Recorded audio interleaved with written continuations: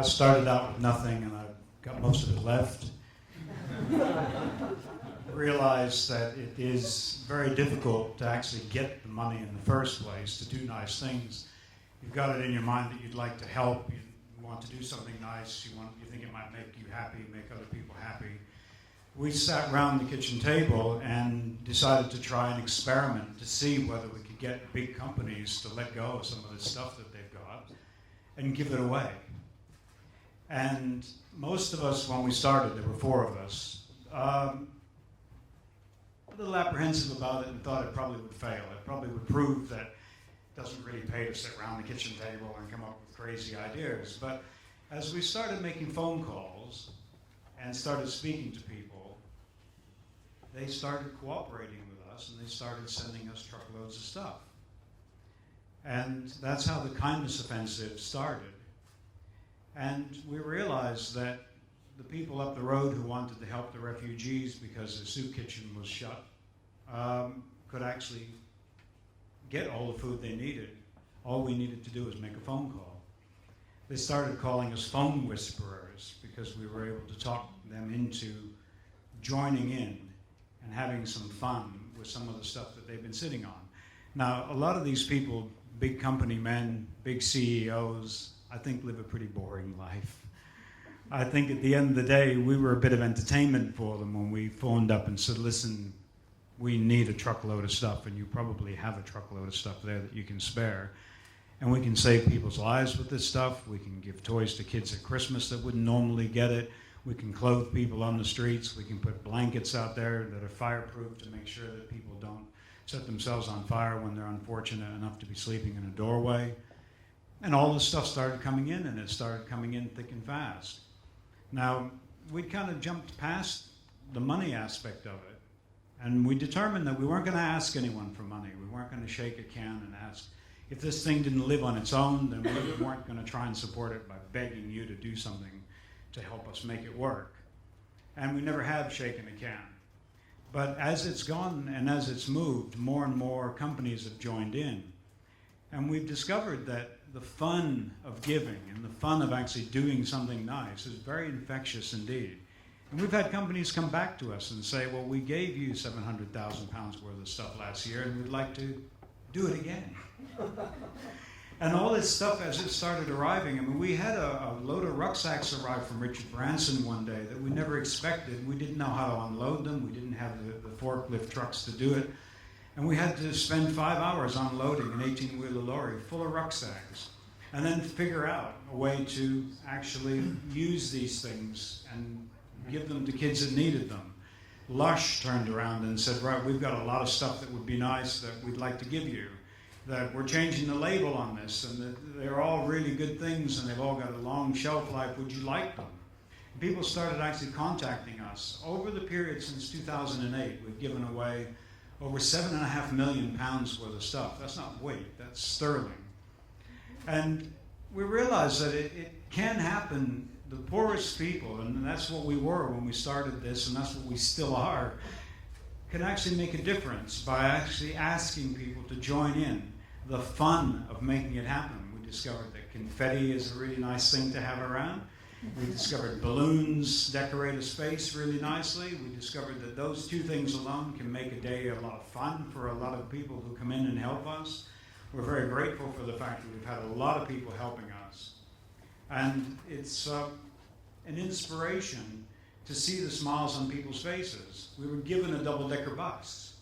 A lady who had had a soup kitchen that was drying up and she couldn't feed people anymore had a delivery from us, and she took the name down. Because the funny thing is, most people, when we deliver this stuff, they don't contact us again.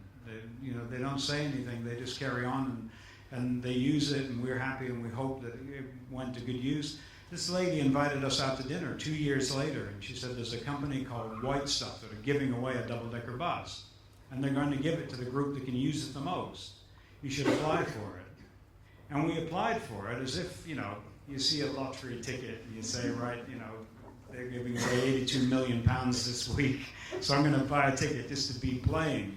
And we decided to play. And 4 weeks later, they gave us the bus. We're able to use that bus to take old age pensioners on trips to farms. We're able to take kids on birthday parties who have never had a birthday party before. We've decorated it inside like a 50s diner. It's got a jukebox that was given to us by Wurlitzer. We've got a Coke machine that was sent over from the States by Coca-Cola. All the stuff that we've got has been donated by big companies who want to take part. And I won't say that money can't buy you happiness.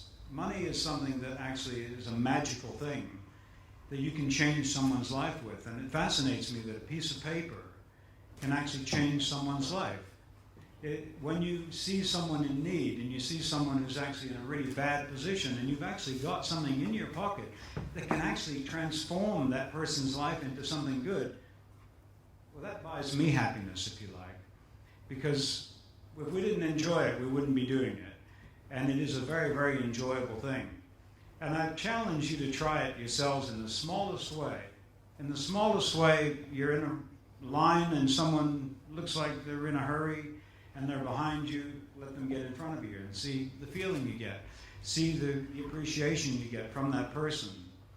You're there, you're in a position where you're buying a cup of coffee, pay for two of them and say, whoever comes up next, let them have their coffee free, and sneak around the corner and watch them and see what they do.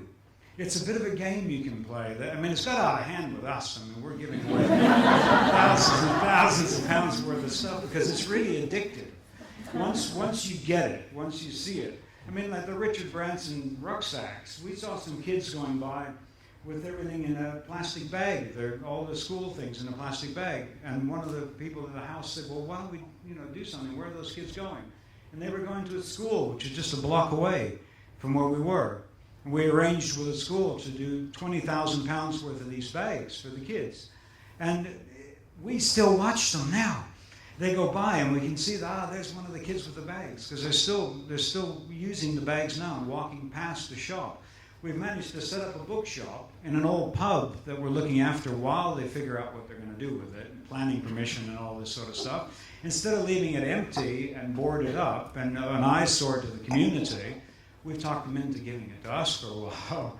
And we've given away free books. We gave away over 100,000 books in the last 3 years.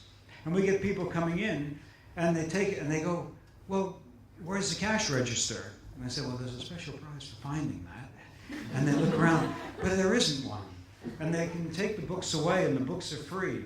And it's the buzz of actually seeing the look on people's faces when we tell them that there is no catch to this. You don't have to join a club. You don't have to join an organization. You don't have to come and hear some speech. None of that. Take it away. It's yours. You can have it. And as I say, try it with something small. You can't say you've lost a lot. Try it with something small when you get the chance. Cheer someone up. Make them feel better from making that action. And you'll see. Because it's a lot of fun. And it's one of those things that it can become a competitive sport as well. Get together with a few friends and think of something that you can do. And you might not have it. So don't worry about that. There are people who have it. What do they say? Jesse James, they asked him why he robbed banks. And he said, because that's where the money is. You've got to go to the big companies and see the people that are actually in charge of all this stuff and cheer their day up. Remember, they're probably just bored sitting there, not a whole lot interesting to tell their family. I'll tell people on the phone, I'll say, you got to say something to your kids today. You want to tell them you're a hero. We need some food for these people. We had General Mills send us an 18-wheeler lorry with 38 tons of food after making a phone call like that. And that guy was a hero. At the end of the day, his family saw him as someone who really did something fantastic and something good. And that alone in itself is a really nice thing. Have some fun with it. And have a look at thekindnessoffensive.com if you want to see some of the stuff we've done. Because it's all there on video. I know it's hard to believe just having someone tell you. It's all there on video. We were fortunate enough to be given the equipment so that we could record the whole thing. And there's 80 videos on the net. And you can have a look at loads of smiling faces, lots of people getting stuff. We did over 20,000 toys for kids over Christmas just this year, thanks to Catlin Underwriters. It can be done. Don't think that not having the money is going to stop you from doing things. Think a little bit out of the box. Find a way to do it. Find a way to open those doors. And I guarantee you it'll make you happy.